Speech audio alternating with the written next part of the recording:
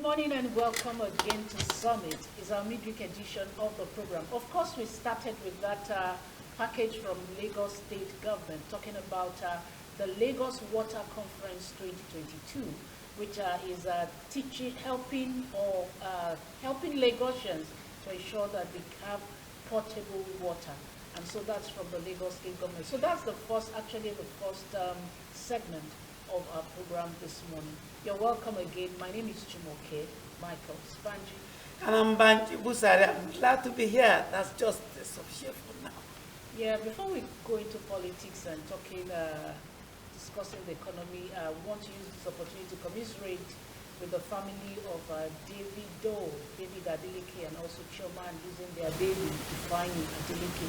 It's really a very sad one, and we commiserate with them, and we pray for God's comfort and strength to bear this loss. Amen. Our sincere condolences to the entire family. It's really a sad one, and our heart goes out there to the couple for losing their only baby, a 3-year-old Ifeanyi. They say, may the good Lord strengthen you, give you the fortitude to bear the loss. All right, so today on the program, we'll be looking at this topic, balancing the leadership equation, the Labour Party agenda. You know that campaigns have started. There are so many issues. The candidates are wooing people, telling them their plans and trying to win them to their side. So we're going to be looking at that issue this morning. And we have joining us on the program an attorney at law, a public affairs analyst, in the person of Oreka Titi Akerejola. Titi, you're welcome. Thank you very much. You say you prepared Oreka. Oreka. Yeah, you tell us later why you. But of course, the choice of Oreka for this particular program is deliberate. We actually went after one of those youths seeking one of the obedience.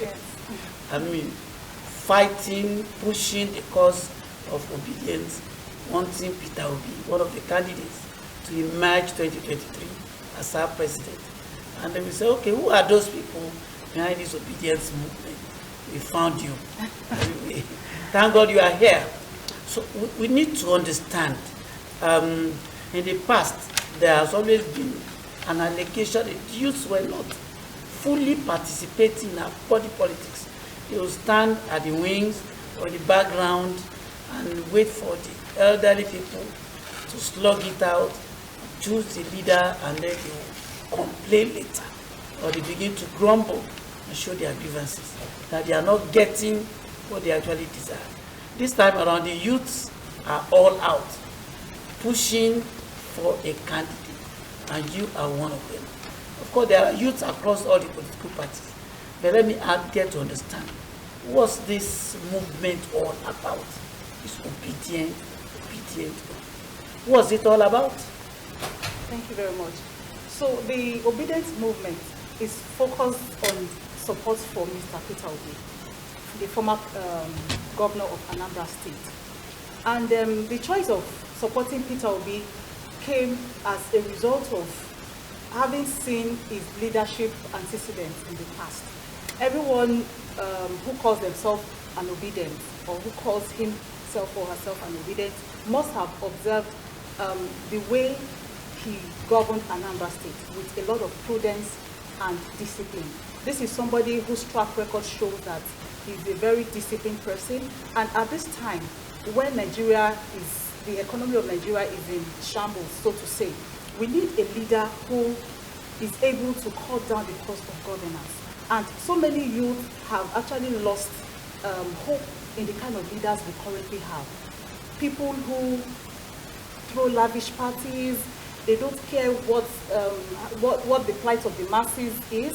They don't care how people fare, as long as they are in power and they are able to enjoy themselves with their family.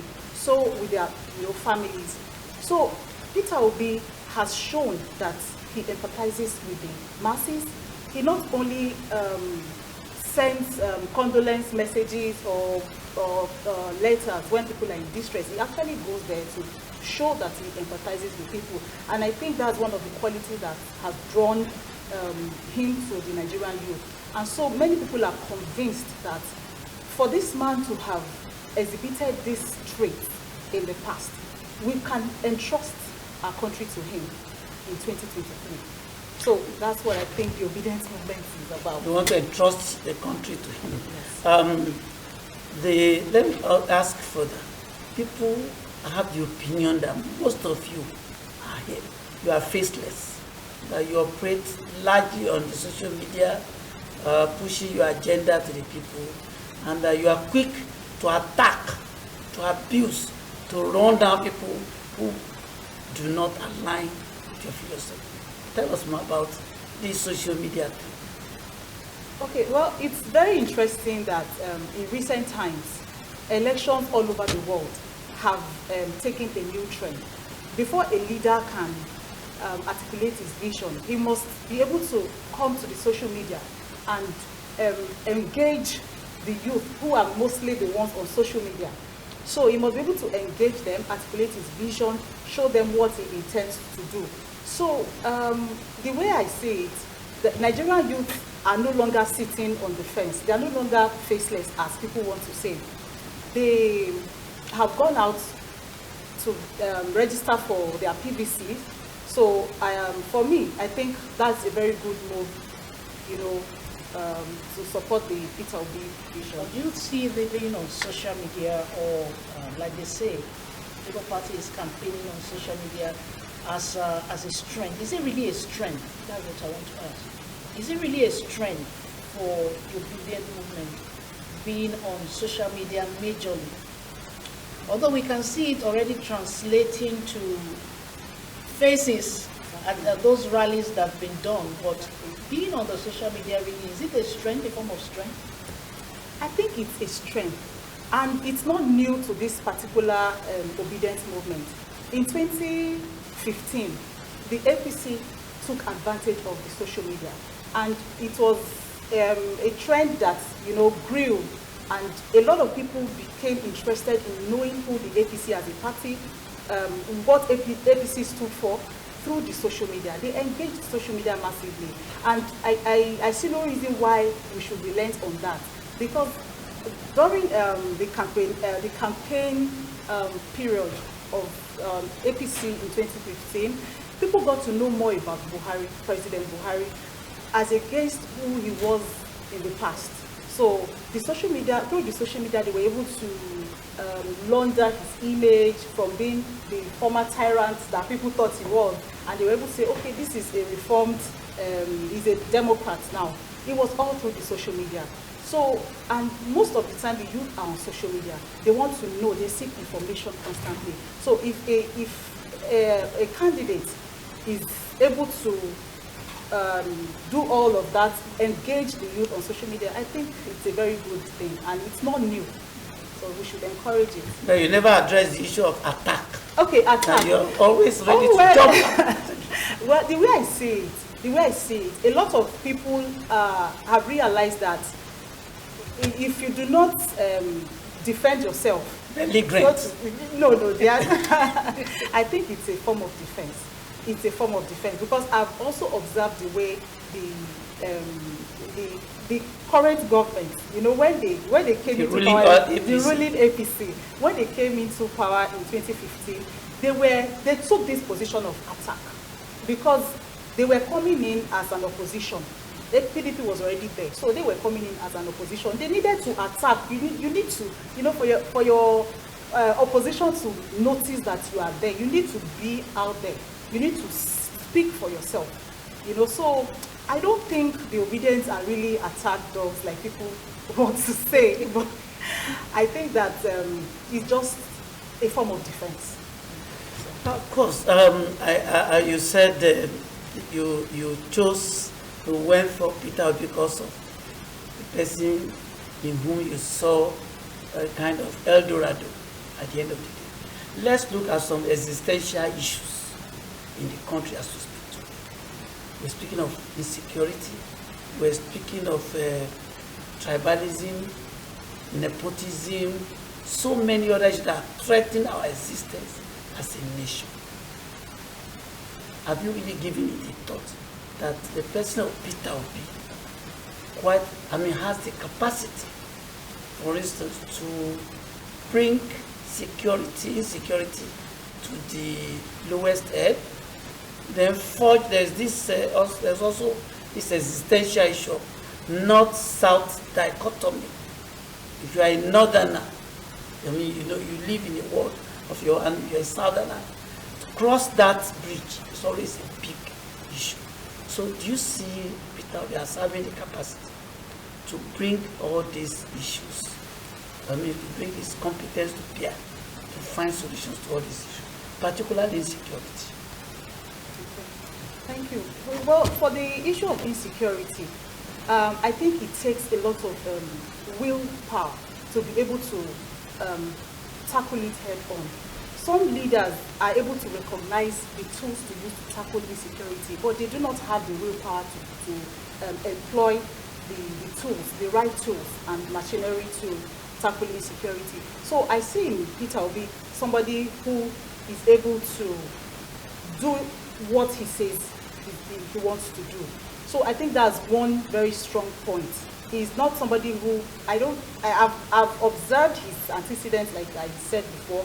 I don't think he's somebody who plays lip service. So I think he has the willpower, which is one basic strength or quality that a leader needs to tackle the issue of insecurity as it is. In fact, Nigeria, that is what we need right now. And that was one of the reasons we voted for our president, because we saw in him a former military leader, another. But I realized that it's not just having a military background. It takes strength of purpose and willpower for you to be able to tackle it headlong. So that's for me. Yeah, another thing I think obedience are very prompt to say is the fact that they feel that most of our leaders now are still in the analog days.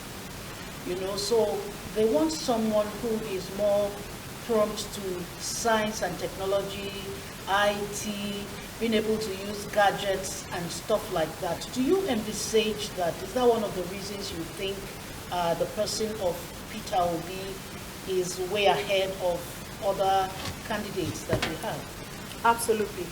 I think Mr. Peter Obi is very conversant with the use of technology, and he has demonstrated in not one occasion has he said that he's going to employ massive use of technology to tackle a lot of things. If you look at what is happening all over the world, the trend has changed.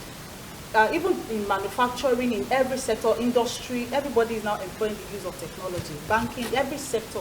So if a leader in this current dispensation is saying repeatedly that he's going to employ the use of technology to tackle all the societal problems, I think it's something that we should consider very seriously, and also commend and believe that it's possible, and also commend him for. So I think the use of technology at this time is important. Yes, and that's why a lot of youth believe that that's what we need now, and that's what Peter Obi is able to deliver. Yeah, the issues of, like Banji said, the issues of the division, ethnicity, Yoruba, Hausa, Igbo, these things are so deeply entrenched into our society now. And I know that that's one of the things the Obedience are trying to take our eyes off, that, hey, we are Nigerians. We need to come together. We need to unify. Do you understand them that much? Yeah. No. But if you look at what the things they say, you understand that the youth should forget about Hausa or Igbo. We are Nigerians. Is that one of the reasons you think that the person? Do you believe that that is exactly what Peter Obi is exemplifying, or is that what he's going to do? Because he's not the one who is actually saying we are Nigerians. It's the youth that are saying we need to come out of all this. Do you think he's going to toe that path? Thank you. Yes, I think so. Because in various... You don't think so? Do you know so? Yes, I know so. Because in several interviews, Mr. Peter Obi has said that he believes in the unity of Nigeria, contrary to what some people might want to think. And in my opinion, the issue of North-South dichotomy has been further, emphasized by our leaders, the ones attempt to be, greedy, because it's when it comes to, caring for the people, taking the plight of the masses up, and, building infrastructure across board. That's when you see people demarcating themselves north-south. Oh, I need to take care of my people first. I need to ensure that my own people are served first. No, that's not how it should be. So Mr. Peter Obi is talking about bringing his competence to the fore. It should not be about where the person comes from. At this time, we should not, as a country, be looking at, he's a northerner, he's a southerner. First of all, he should be a Nigerian. So he should be able to put he should be able to put the interest of Nigerians to the fore. It should be at the forefront of every other thing. So I think it's what everybody should. Looking at his antecedents, yes, do you think he has shown or he has demonstrated enough capacity to be able to bring in this wedge of unity amongst the people? People allege that when he was in government, he was even sacking the Anambrarians, to say. People who are not from Anambra State, as Igbos that were not of Anambra origin, were actually relieved of their jobs in Anambra State. How much do you know of this? Well, the good thing about these candidates is that whenever there is an allegation of this sort, or there's propaganda of this color, he always says, go and verify. So when I heard something like this in the past, I went to ask my friend who is from Anambra State, who was even working in Anambra State at the time that Peter Obi was governor. And he said it was all a lie. That, there are some exercises that some governors carry out during a particular time of their tenure. Maybe they want to purge, according to them, the civil service. Maybe they want to weed out non-performing civil servants. So perhaps it was in one of those exercises that someone might have decided to raise such a lie. Because by the time I went to ask and verify, I was told that there was nothing of that sort happened.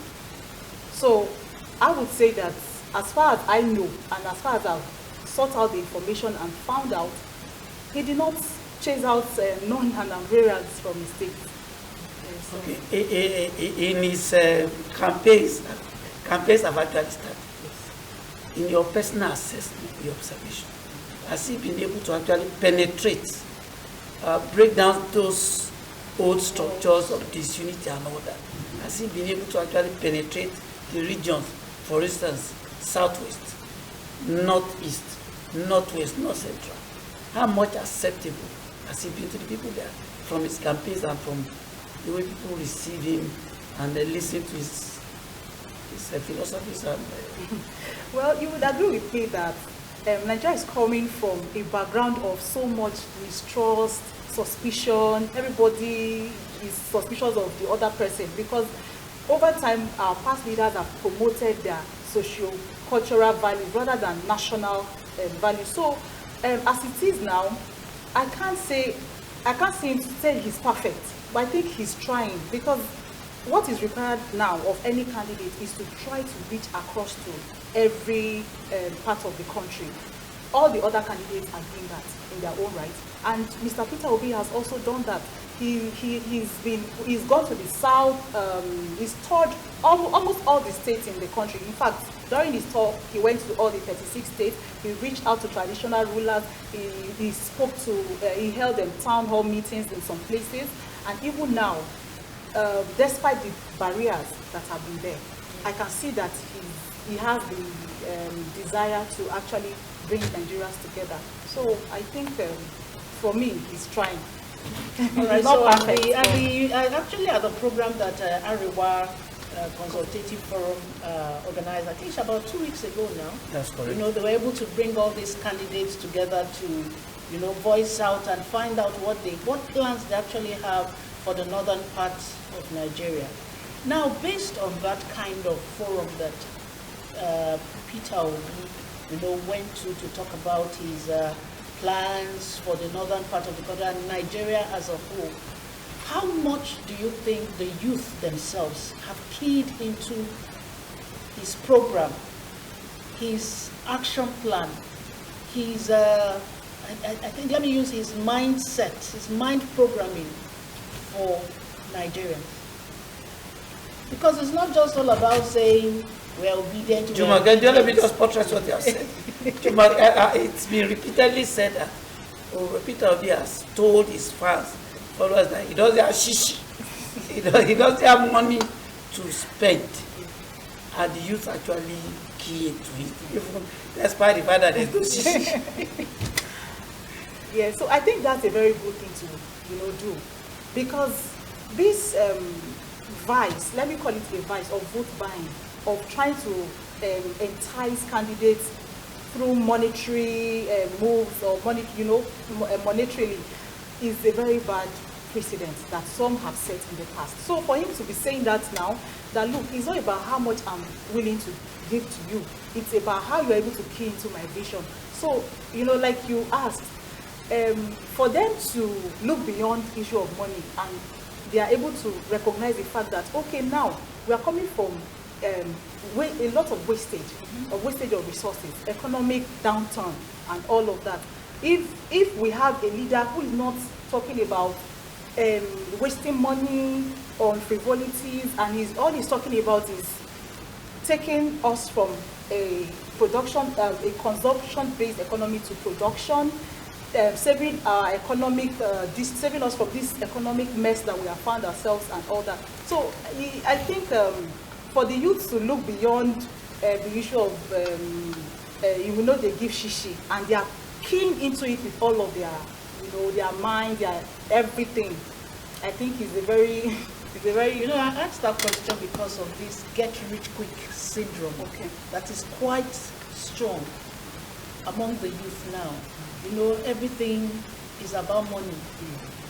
And before you can even send them on an errand, they have to be sure that something has to get to them from it, So there's this money kind of mentality among the youth. That's why I asked that. Are you sure that the youth are keen to key into this ideology of no shishi, no money, anything you have to do it for country? The same country that all of them are trying to japa from, So are they really into it? Well, with all that, so much confidence. As much as some people pay lip service to this talk of, okay, they give shishi and all that, I know that some people, if they give them money, they are going to collect. But to what end is that? And for a leader to be saying that, I'm going to take you from a consumption-based economy to production, I think with time, that old saying that there is dignity in labor is going to come back to the fore, because there are going to be jobs, creation of employment, and with time, I think the values are going to be reversed to what they used to be. So I think that's... Economy is key, and it's a good thing that is coming from the, let me say, we could say that it's one of the eggheads when it comes to economic issues.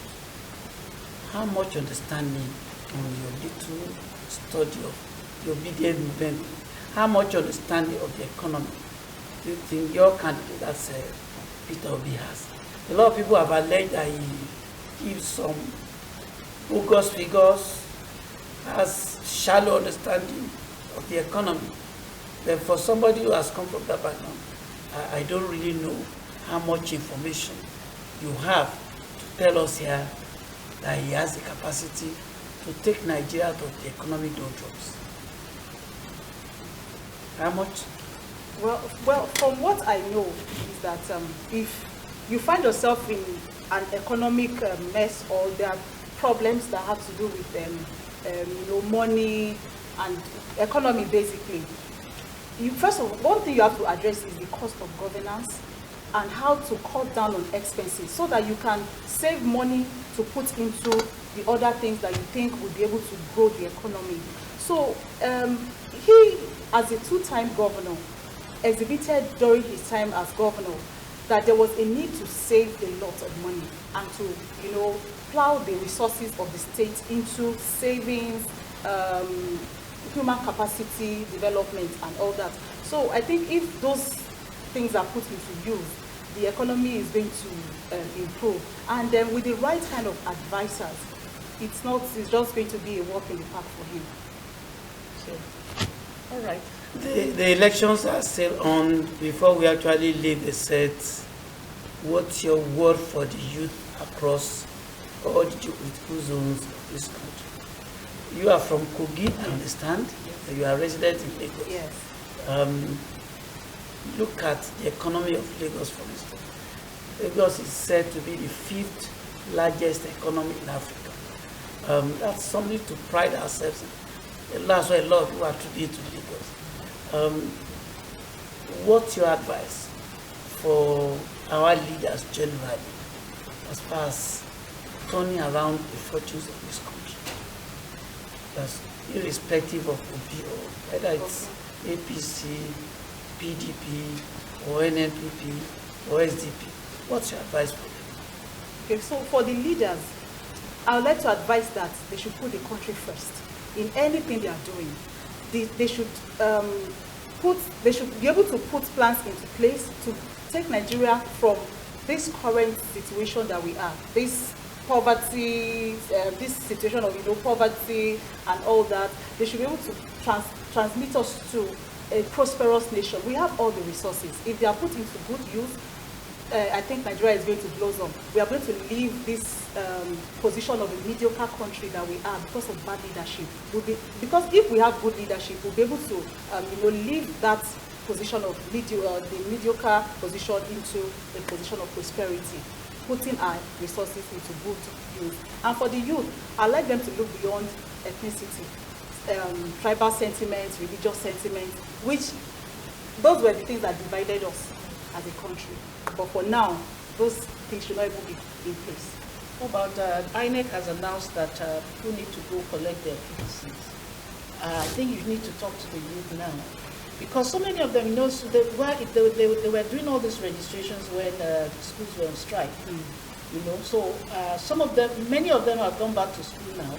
Let me just say all of them, because I believe that they were all anxious to return to school, so they've gone back to school. So what would your advice be for them now? Because probably some of them registered for election in Lagos, and they returned to school in Anambra or Zaria, so how do you advise them to get their PVC now? I think the window period for getting PVC is over. People, the ones who got their PVCs have gotten it. The ones that will be able to, that will not be able to vote, they can probably register as ad hoc staff for INEC. I don't know if that still works, apart from corpers. So, and then the ones that are able to, I think when the time for election comes, there is going to be a short break for students to be allowed to go vote where they registered. So they should not give up. We can encourage our parents, family members to actually key into this obedient vision and vote wisely. Vote wisely. That's what I'm taking vote away. Wisely. People should vote according to their conscience. Okay, yeah. I think that's better. Thank you, Oreka Kerejola, for joining us this morning. That was a very good discussion. Thank you for having me. All right, so that's our program this week. We'll return again on Monday for another edition of Summit. My name is Jumoke Michael. See you again. Bye-bye. One thing Jumoke did not tell is that both of them are from Kogi. That's why you could see they were flowing. My name is Banji Pusari. Thank you for watching.